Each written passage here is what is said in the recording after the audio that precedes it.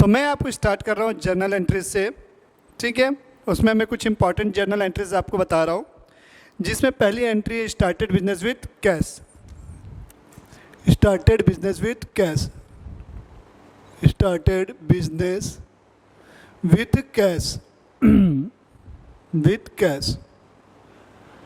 तो सबसे पहला काम क्या होना चाहिए आपका, मैंने बताया जो भी ट्रांजैक्शन होता है उसमें कौन कौन से आइटम इन्वॉल्व है वो देखा जाएगा।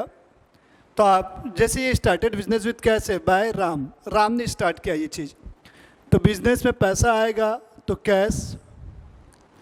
और दूसरी चीज़, वो जैसे ही बिजनेस में कैश आता है वो किसका रूप ले लेता है बेटा, कैपिटल का रूप ले लेता है। तो ये बन जाएगी कैपिटल, ठीक है। पहला काम क्या होता है, आइडेंटिफाई द ट्रांजैक्शन। मैंने identify the items involve in transaction, जो मैंने आइडेंटिफाई कर लिए। दो आइटम है, कैश और कैपिटल। कैश क्या है, मेरी एसेट है।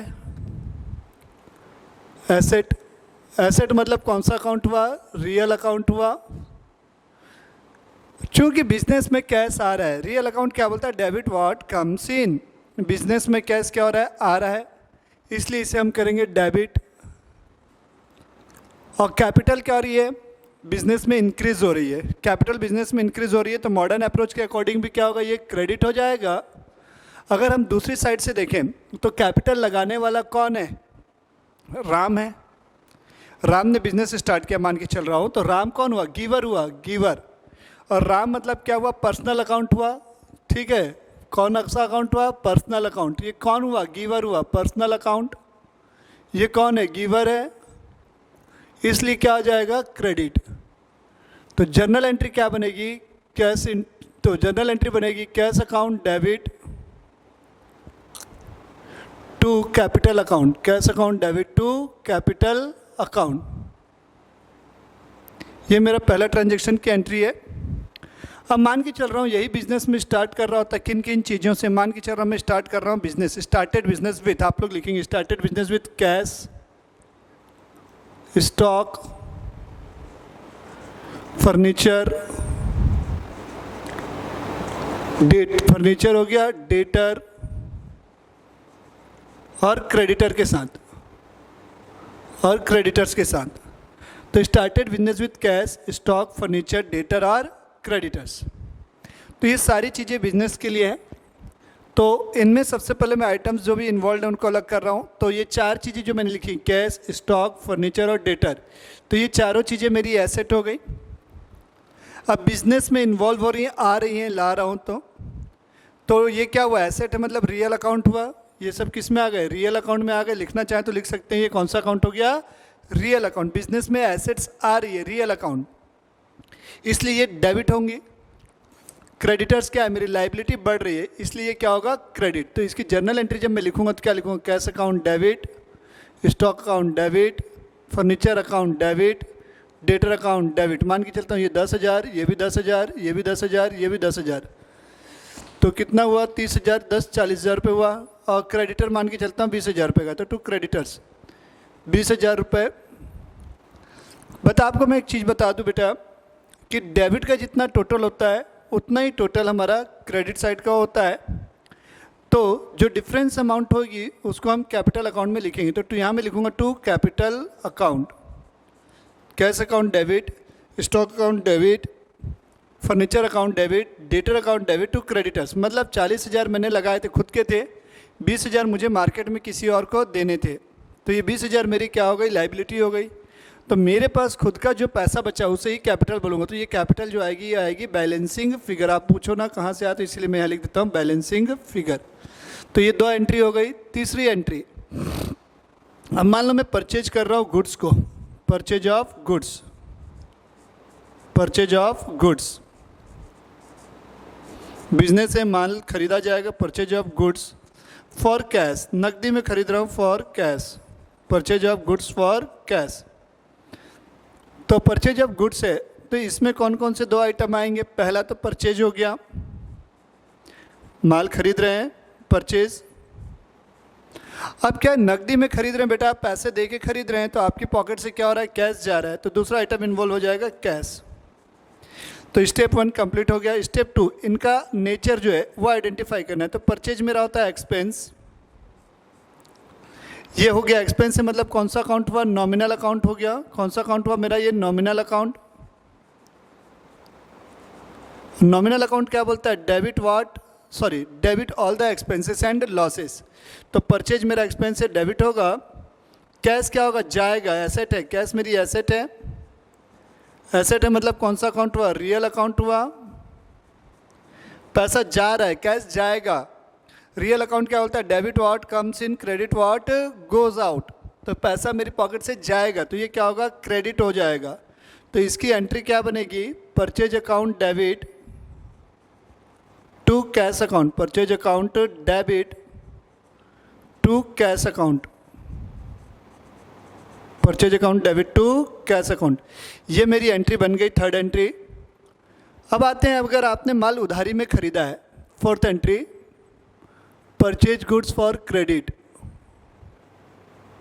Purchase goods for credit.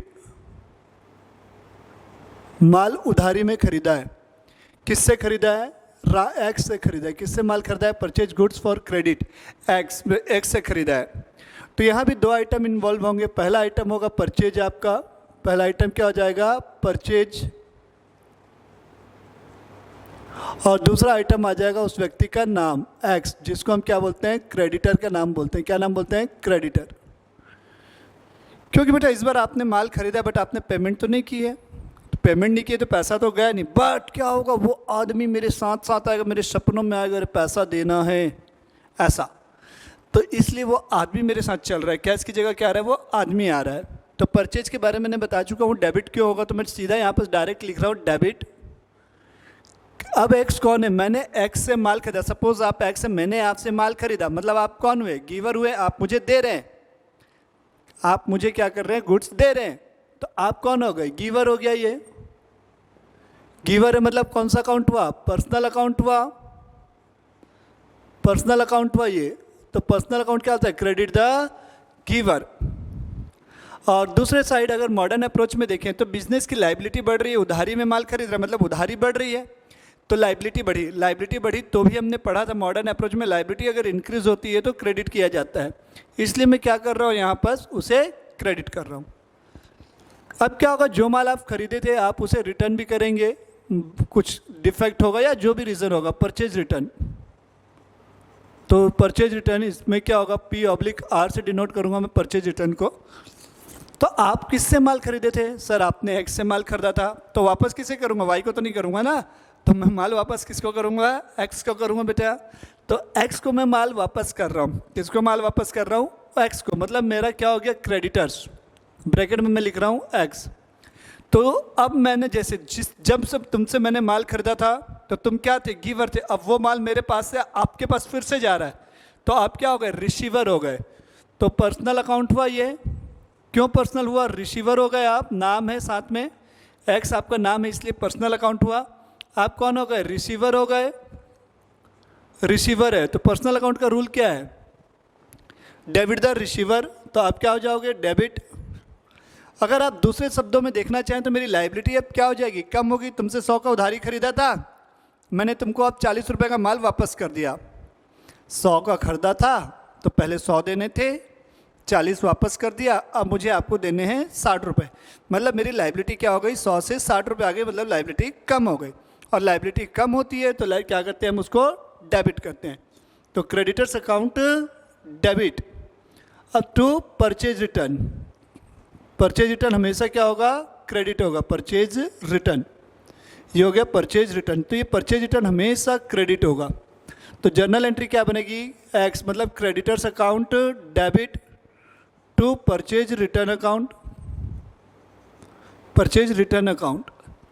अब छठवीं एंट्री है goods sold for cash, goods sold for cash, goods sold for cash. अब जैसा कि आप देख रहे हैं good sold for the cash आ गया। आपने नकदी में माल बेचा है, मैंने माल बेचा हूँ कैसे, कैश में। कैश में माल बेचा तो मेरे पास क्या होगा, पैसे आएंगे सर, क्या आएंगे, पैसे आएंगे, ठीक। तो हम यहाँ लिखेंगे कैश आएगा, तो इसलिए मैं आएगा लिख दिया।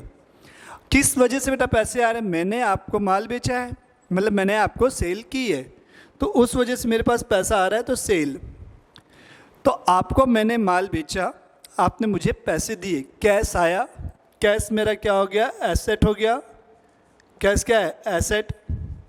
एसेट मतलब कौन सा अकाउंट हुआ? Real account. तो रियल अकाउंट क्या होता है? डेबिट क्या करेंगे? डेबिट व्हाट कम्स इन, तो कैश अकाउंट डेबिट। सेल क्या हो गई मेरी? इनकम हो गई। सेल क्या हुई मेरी? इनकम। इनकम मतलब कौन सा अकाउंट हुआ? नॉमिनल अकाउंट हुआ, नॉमिनल अकाउंट, इसलिए ये क्या हो जाएगा? क्रेडिट। नॉमिनल अकाउंट का रूल क्या है? Debit what? Debit all expenses and losses, credit all profit and gains. तो ये परचेज हो गया, सेल हो गया। अब क्या कर रहा हूँ? गुड्स जो मैंने बेचा है, अगर वो मैंने उधारी में बेचा होगा तो उसकी एंट्री क्या होगी? गुड्स सोल्ड ऑन क्रेडिट, वो बता रहा हूँ मैं।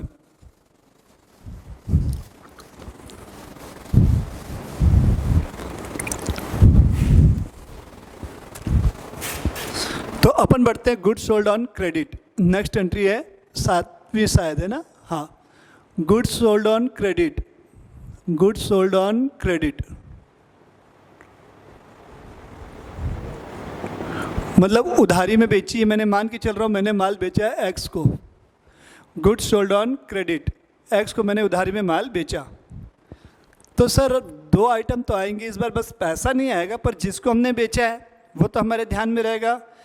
नहीं भाई, उससे पैसा लेना है तो उस आदमी को लेके चलेंगे, मतलब यहाँ हो गया डेटर। क्या हो गया? डेटर। और दूसरा आइटम हो गया सेल। सेल हमेशा क्रेडिट होएगी, मैंने बताया है। और अभी सेल क्यों क्रेडिट हुई है उसका मैंने बता दिया, रीज़न इनकम है। इनकम मतलब नॉमिनल अकाउंट, और नॉमिनल अकाउंट क्या बोलता है? क्रेडिट करते हुए चलना है। डेटर हमारा क्या हो गया? मैंने माल आपको बेचा है, आप कौन हुए? रिसीवर ऑफ गुड्स हुए। तो यहाँ पर हो गया पर्सनल अकाउंट होता है, ये क्या होता है? Personal account. तो ये क्या हुआ मेरा? रिसीवर हो ना, लिख लेना ब्रैकेट में, रिसीवर हो आप। माल बेचा है तो मैंने रिसीवर, इसलिए क्या? डेबिट होगा ये, डेबिट द रिसीवर। या दूसरे शब्दों में बोलूँ मॉडर्न अप्रोच के अकॉर्डिंग, तो मेरी क्या हो रही है? एसेट बढ़ रही है। तो जर्नल एंट्री क्या हो गई? Debtor account debit, debtor account debit to sales account, debtor account debit to sales account. अब 8वीं बात कर रहा हूँ मैं। अब जो माल मैंने बेचा था वो माल मेरा क्या होगा? वापस आ जाएगा, जिसको मैं क्या नाम दूंगा? सेल्स रिटर्न का, सेल्स रिटर्न। तो सेल्स रिटर्न होगा, तो सेल्स रिटर्न में क्या क्या चीज़ें होंगी सुनिएगा। यहाँ भी 2 आइटम आएंगे सेल्स रिटर्न में। पहला आइटम हो गया सेल रिटर्न, सेल रिटर्न। और दूसरा आइटम क्या होगा? जिसको मैंने माल बेचा था तो माल उसी से वापस आएगा, मतलब डेटर। डेटर। अब देखो, मैंने आपको माल बेचा था, अब आप मुझे माल वापस कर रहे हो। पहले आप क्या थे? रिसीवर बने थे, अब आप माल मुझे वापस कर रहे हो, मतलब आप क्या हो गए? गिवर। पर्सनल अकाउंट हो गया, डेटर मतलब पर्सनल अकाउंट, ठीक। तो यहाँ लिख दूंगा मैं पर्सनल अकाउंट। आप क्या हो? यहाँ गिवर हो, समझने के लिए मैं गिवर भी लिख लिया, इसलिए credit the giver, personal account का रूल है। सेल रिटर्न ऑलवेज क्या होगा? डेबिट होगा, ऑलवेज डेबिट। तो जर्नल एंट्री क्या बनेगी? Sale return account debit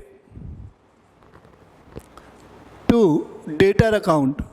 debtor मतलब एक्स को मैंने माल बेचा था, अब माल उसी से वापस आया, तो sale return account debit to debtor account. Assets कम हो गई, या क्रेडिट द गिवर बोल लो, बात एक ही है, ठीक। अब नोट लिखेंगे कि स्पेशल नोट है, ध्यान से सुनेंगे। स्पेशल नोट क्या चीज़ के लिए है? Special note, special note, special note समझिएगा। अब क्या होता है क्वेश्चन में कई बार ये नहीं दिया होता है कि जो माल आपने बेचा है या आपने जो माल खरीदा है वो कैश में है या क्रेडिट में, तब उस सिचुएशन में हम कैसे करेंगे उसके बारे में, ठीक है। मान लेते हैं जो भी ट्रांजैक्शन है, ट्रांजैक्शन में क्या हुआ है? ट्रांजैक्शन ऑफ परचेज और sale, transaction of purchase oblique sale, purchase oblique sale. क्या होगा सुनना, क्या नहीं दिया है? कैश वर्ड नहीं दिया, नाम दिया है, नेम गिवन है, किसको माल बेचा या किससे माल खरीदा, नेम गिवन है, बट आपको क्या नहीं दिया है? कैश वर्ड नहीं दिया। Cash word name given, cash word not given, cash word not given, ठीक है। तो जैसे दिया goods sold to Ram for ₹10,000, क्या? Goods sold to Ram for ₹10,000, नाम दिया है, राम को बेचा है, 10,000 का बेचा, बट ये तो नहीं बताया कि मैंने उधारी में बेचा है कि नकदी में बेचा है, कैश वर्ड तो नहीं लिखा है, तो इसे माना जाएगा क्रेडिट। क्या माना जाएगा? क्रेडिट ट्रांजैक्शन, मतलब उधारी में। क्या माना जाएगा? उधारी में। अब उसी प्रकार कैश और नेम दोनों नहीं दिया है, कैश भी नहीं दिया है, नेम दोनों नहीं दिया, name both are missing, both are missing, both are missing, दोनों नहीं दिया हमको, तो इस केस में इसे माना जाएगा कैश। किस माना जाएगा? किस में माना जाएगा? कैश में माना जाएगा। एग्जाम्पल अगर मैं इसका बोलना चाहूँ तो क्या लिख सकता हूँ? एग्जाम्पल गुड्स सोल्ड या गुड्स परचेज, बस ऐसा लिखा है, गुड्स सोल्ड। टू बाय कुछ नहीं लिखा, गुड्स सोल्ड ₹10,000, या गुड्स परचेज्ड लिखा हुआ है 5,000, गुड्स परचेज्ड ₹5,000, ये लिखा है। अपन को यहाँ ये नहीं दिया है कि किसको बेचा है, नकदी में बेचा है कि उधारी में बेचा है। तो अगर ऐसा दिया रहे तो कैश में होगा, अगर ऐसा दिया रहे जैसे गुड्स सोल्ड टू राम लिखा है, ये एग्जाम्पल अगर लिखना चाहूँ मैं, गुड्स सोल्ड टू राम लिखा है, goods sold to Ram, goods sold to Ram, बस इतना लिखा है, तो ये माना जाएगा कि हमने माल उधारी में बेचा है। तो ये बहुत इंपॉर्टेंट चीज़ें हैं, कई बार क्वेश्चन में आपको ये फेस करना पड़ेगा, तो आपका दिमाग काम ना करे, तो इसलिए मैंने पहले ये बता दिया बेटा, तो प्लीज़ इनको नोट्स बनाते हुए जाएंगे, अच्छा रहेगा। सेल रिटर्न के बाद अब मैं आता हूँ एसेट्स के ट्रांजेक्शन पे। मान लो बेटा मैंने कोई एसेट खरीदी, फिक्स्ड एसेट, लैंड खरीदी या बिल्डिंग खरीदी या फर्नीचर खरीदा, परचेज ऑफ एसेट्स, तो यहाँ मैं लिख रहा हूँ purchase of asset, purchase of asset, ठीक है। मान के चल रहा हूँ कैश में खरीदा हूँ, for cash, purchase of assets for cash. कौन सी एसेट है? फिक्स्ड एसेट है, purchase of fixed asset for cash. तो देखो बेटा आप एसेट खरीद के ला रहे, लैंड या बिल्डिंग खरीद रहे होंगे, तो यहाँ मैं लिख लिया asset, name of asset, name of that asset, name of asset. नकदी में खरीदा हूँ, तो नकदी में खरीदा हूँ तो बेटा मेरी पॉकेट से पैसा जाएगा, तो दूसरा आइटम इन्वॉल्व हो जाएगा कैश। कैश मेरी क्या बेटा? एसेट।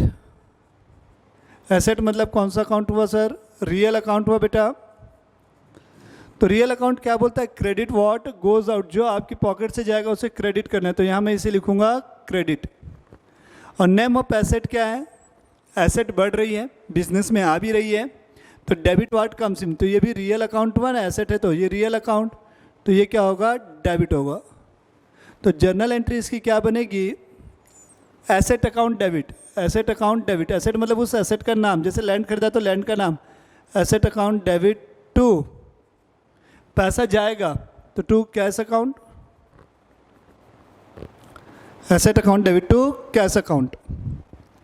अब अगर मैं नेक्स्ट एंट्री देखूँ, यहाँ लिखा है purchase of asset for cash की जगह क्या हो गया? क्रेडिट लिखा है, फॉर क्रेडिट, ये ऑन क्रेडिट लिख दो, फॉर की जगह on credit. Purchase of asset for cash की जगह हो गया purchase of assets on credit. उधारी में मैंने कोई एसेट आपसे खरीदी है, तो पहली चीज़ क्या आएगी? नेम ऑफ एसेट आएगी ही आएगी, ये तो वही रहेगा, नेम ऑफ एसेट। और डेबिट क्यों होगा उसका रीज़न यहाँ क्लियर है ऑलरेडी, तो मैं सीधा डायरेक्ट क्या लिख रहा हूँ? डेबिट लिख रहा हूँ। अब यहाँ पास कैश था, बट अब यहाँ पास क्या है? पैसे में तो आपने नहीं खरीदी, उधारी में खरीदी है, तो वो आदमी आपका पीछा करेगा, करेगा मतलब तुम उस आदमी, ठीक है। Purchase of assets on credit है, तो ये क्या हो जाएगा? क्रेडिटर हो जाएगा। क्या होगा? क्रेडिटर। उधारी में खरीदे हो तो आप यहाँ पास क्या करोगे? क्रेडिट करोगे इसे, क्योंकि लाइबिलिटी बिजनेस की बढ़ रही है, या आपको वो क्या हुआ? एसेट देने वाला हुआ, क्रेडिट द गिवर, जैसे परचेज के ट्रांजैक्शन में पढ़े थे वो सेम चीज़। तो एक चीज़ ध्यान रखना, जब भी फिक्स्ड एसेट परचेज करो या फिक्स्ड एसेट सेल आउट करो, तो परचेज और सेल की जगह पे आपको उस फिक्स्ड एसेट का नाम आएगा। ये इंपॉर्टेंट नोट है, प्लीज़ नोट डाउन कर लेना। वेनेवर, ठीक है, वेनेवर यू परचेज एसेट और सोल्ड एसेट, तब क्या करना है? डोंट डेबिट और क्रेडिट, परचेज और सेल अकाउंट। ऑलवेज डेबिट और क्रेडिट क्या है? Asset account. एसेट मतलब उस एसेट का नाम। अब यही चीज़ मैं क्या करता हूँ, एसेट्स को बेचता हूँ। क्या कर रहा हूँ? सेल ऑफ एसेट है, सेल ऑफ एसेट है, सेल ऑफ एसेट है। तो एसेट को अगर आप बेचोगे तो क्या होगा? मान लो कैश में बेच रहा हूँ तो कैश आएगा। अगर मान लो उधारी में बेचूंगा तो उस आदमी का नाम मतलब कि डेटर, और दोनों ही क्या होंगे? हमेशा डेबिट हो जाएंगे। अभी यहाँ पर जब भी आप क्या कर रहे हो, सेल कर रहे हो तो। और दूसरा क्या होगा? उस नेम ऑफ एसेट। एसेट्स आपके पास से क्या होगी? Name of asset. एसेट क्या हो रही है? रियल अकाउंट है। क्या है? रियल अकाउंट है। एसेट इस बार मेरे पास से क्या हो रही है? जा रही है। तो क्रेडिट व्हाट गोज आउट। तो एंट्री क्या बनेगी? Cash account. अगर नकदी में है तो, उधारी में है तो क्या होगा? Debtor account. टू सेल्स की जगह क्या होगा? उस एसेट का नाम, to name of asset, name of asset. तो इतनी चीज़ें डेबिट और क्रेडिट होती है हमारी। अब मान लो नेक्स्ट एंट्री है डेप्रिसिएशन की। किसकी है? डेप्रिसिएशन की है।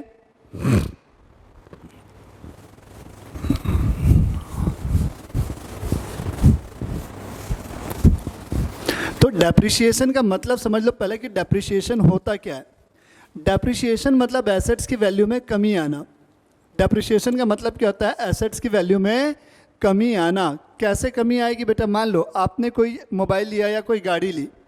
आपने गाड़ी जैसे ही शोरूम से लेके निकले बेटा, या मोबाइल शोरूम से लेके निकले, क्या उसकी वैल्यू उतनी रहेगी? सपोज़ आपने 1 लाख रुपए का मोबाइल आपने क्या किया, शोरूम से जस्ट लेके निकले, और रास्ते में मैं आपको मिल गया, भाई मोबाइल बेचेगा क्या? हाँ बेच दूंगा, लाओ 1 लाख। तो मैं 1 लाख आपको नहीं दूंगा। क्यों 1 लाख रुपए नहीं दूंगा? 1 लाख देना होगा तो मैं शोरूम से लूँगा। बोलूँगा 99,000 में देगा तो देख ले, या 98 में देगा तो शोरूम से निकलते ही उसकी वैल्यू कम हो गई। या दूसरी चीज़ें, मान लो आपने 6 महीने यूज़ किया, उसके बाद आप सेल आउट कर रहे हो, या टूट फूट गया, उस वजह से भी हमारा क्या होगा? एसेट्स की वैल्यू क्या हो जाएगी? कम हो जाएगी। तो ये जो वैल्यू में कमी आ रही, इसी को हम बोलते हैं डेप्रिसिएशन। तो एंट्री है डेप्रिसिएशन की। तो depreciation on asset, depreciation on asset. तो ये नकदी में आप किसी को डेप्रिसिएशन का पैसा दे के नहीं आ रहे, डेप्रिसिएशन खर्चा है, लेकिन ये कैसा खर्चा है? नॉन कैश है, कैश नहीं जाएगा, एक्सपेंस है, बट कौन सा है? नॉन कैश, नॉन कैश है। तो इससे क्या हो रहा है? एसेट्स की वैल्यू में क्या हो रहा है? फॉल आ रहा है, डिक्रीज हो रही है। तो जब भी एसेट डिक्रीज होती है तो उसे क्या किया जाता है? क्रेडिट किया जाता है।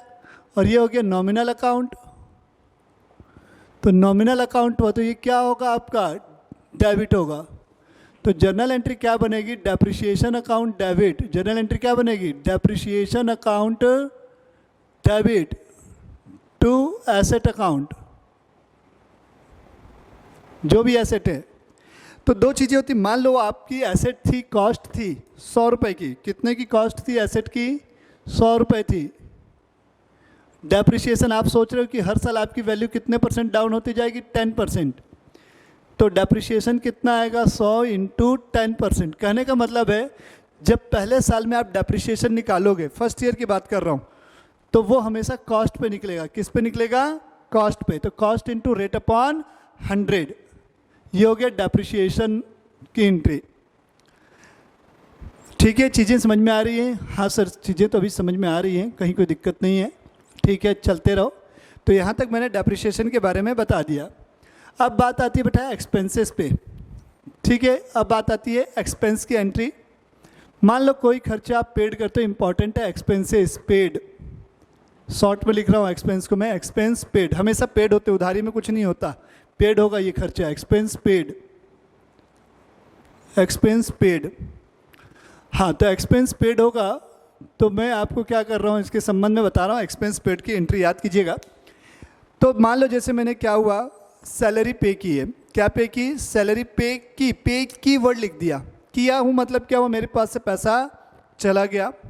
क्या वो मेरे पास से पैसा चला गया? तो पहला क्या हो जाएगा? Name of expense. क्या आएगा यहाँ पर? Name of expense.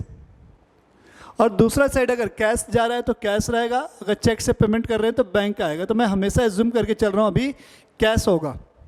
अगर बैंक से गया है मतलब सॉरी चेक से गया तो बैंक आएगा, ध्यान रखना, ठीक है। तो ये क्या हुआ, कैश। अब सर नेम ऑफ एक्सपेंस है, जैसे सैलरी है, वेजेस है, जो भी है, तो कोई भी खर्चा अगर आप पे करते हैं तो क्या होगा, नॉमिनल अकाउंट होगा, और एक्सपेंस नॉमिनल है तो क्या होगा, वो डेबिट होगा। कैश क्या होगा, क्रेडिट। क्यों क्रेडिट होगा, रियल अकाउंट जाएगा इसलिए। तो एंट्री क्या बनेगी, नेम ऑफ एक्सपेंस। मान लो सैलरी पेड किया हूँ तो salary account debit to cash, मतलब इसकी जर्नल एंट्री अगर मैं लिखना चाहूँ तो क्या लिखूँगा, expense account debit to cash account, expense account debit to cash account, expense account debit to cash account, expense account debit to cash account, ये मेरी एंट्री हो जाएगी। अब देखो बेटा, दो टाइप के एक्सपेंस होते हैं, एक होता है प्रीपेड एक्सपेंस, जैसा कि मैंने पहले भी बताया हुआ है आपको, प्रीपेड एक्सपेंस होता है। प्रीपेड एक्सपेंस क्या होता है, ये जिसकी पेमेंट हम एडवांस में करके चलते हैं, बट उसकी सर्विस क्या होगी, मुझे नेक्स्ट ईयर मिलेगी या बाद में मिलेगी, कभी भी मिलेगी ज़रूर। तो ये मेरा क्या हुआ, प्रीपेड एक्सपेंस। इसका रीज़न अभी मैं आपको नहीं बता रहा हूँ, ये मैं आपको पढ़ा, ये एडजस्टमेंट एंट्रीज होती है बेटा, प्रीपेड, आउटस्टैंडिंग, अक्रूड, अनअक्रूड, ये 4 एंट्री जो होती है एडजस्टमेंट एंट्रीज होती हैं। तो इनके बारे में अभी मैं इसका रीजंस आपको क्लियर नहीं करूँगा, ये जब मैं आपको फाइनल अकाउंट पढ़ाऊँगा तब आपको मैं वहाँ अच्छे से क्लियर करूँगा, तब आप समझने लायक हो जाओगे। तो अभी इसके लिए क्या कर रहा हूँ, बस आपको बोल रहा हूँ, बस लिख लीजिए और याद कर लीजिए कि सर ये एंट्री है तो ये ऐसा इसका काम होगा। तो प्रीपेड एक्सपेंस, तो इसकी एंट्री होगी prepaid expense account debit, prepaid expense account debit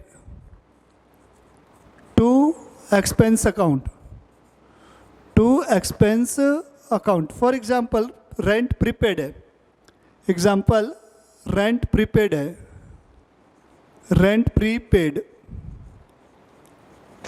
rent prepaid है, तो जर्नल एंट्री क्या बनेगी, प्रीपेड रेंट अकाउंट डेबिट, क्या बनेगी, prepaid rent account debit, prepaid rent account debit, prepaid rent account debit to cash, sorry to rent account. कहने का मतलब यहाँ जहाँ जहाँ एक्सपेंस लिखा है तो उस एक्सपेंस का नाम, जैसे रेंट प्रीपेड था तो रेंट आ गया, इंश्योरेंस से प्रीपेड रहेगा तो इंश्योरेंस आ जाएगा। फिर नेक्स्ट एंट्री होती है आउटस्टैंडिंग एक्सपेंस की, आउटस्टैंडिंग, इसके मतलब भी मैंने आपको पहले वीडियो में बताया हुआ है, इसीलिए बेटा मैंने सबसे पहले क्या बोला, बेसिक टर्म्स की जानकारी होना जरूरी है। आउटस्टैंडिंग एक्सपेंस, तो आउटस्टैंडिंग एक्सपेंस की एंट्री क्या होगी, expense account debit, expense account debit to outstanding expense account, to outstanding expense account. जैसे सैलरी है, सैलरी देना बचा है, ड्यू भी बोलते हैं, आउटस्टैंडिंग को ड्यू भी बोलते हैं, क्या बोलते हैं, ड्यू, आउटस्टैंडिंग सैलरी। इसकी मुझे जर्नल एंट्री अगर करनी है, आउटस्टैंडिंग सैलरी, इसकी अगर मैं जर्नल एंट्री करना चाहूँ तो क्या होगा, salary account debit, salary account debit to outstanding salary, to outstanding salary account. तो इस प्रकार से क्या हुआ, ये एक्सपेंस की एंट्री हो गई, एक्सपेंस के अंदर 3 हो गए, एक सेम पेड हो गया, 2 आउटस्टैंडिंग और प्रीपेड हो गए। तो ये हो गई एक्सपेंस के संबंध में। अब इसी के संबंध में आगे मैं बढ़ता हूँ, इनकम के बारे में आता हूँ। Income received, income received, income received, income received हो रही है, इनकम मिल रही है। इनकम मतलब जैसे मुझे कमीशन मिल गया, मेरी ट्यूशन फीस मिल गई, ठीक है, रेंट हो गया, रेंट वगैरह मिल गया, मान लेते हैं मेरा काम है, ठीक। तो जो भी चीज़ मिली तो नेम ऑफ इनकम आएगा, उस इनकम का नाम, तो name of that income, name of income. और दूसरी चीज़ क्या आएगी, कैश आएगा। कभी भी उधारी में थोड़ी ना कुछ चीज़ मिलता है यार, मिलेगा मतलब आप पैसे दे रहे होंगे, उधारी में दे दिया भाई उधारी में, अरे ये क्या होता है उधारी, जब भी चीज़ें मिलेगी, मतलब जब भी नॉमिनल अकाउंट की बात आएगी तो एक साइड उस क्या होगा, उस एक्सपेंस या उस इनकम का नाम होगा, और दूसरे साइड में हमेशा कैश होगा। अगर बैंकिंग ट्रांजैक्शन है चेक के थ्रू तो तब बैंक आएगा, अदरवाइज कैश रहेगा। तो नेम ऑफ इनकम, इनकम मुझे मिली है, तो इनकम मुझे मिली है तो ये क्या होगा, नॉमिनल अकाउंट है, नॉमिनल अकाउंट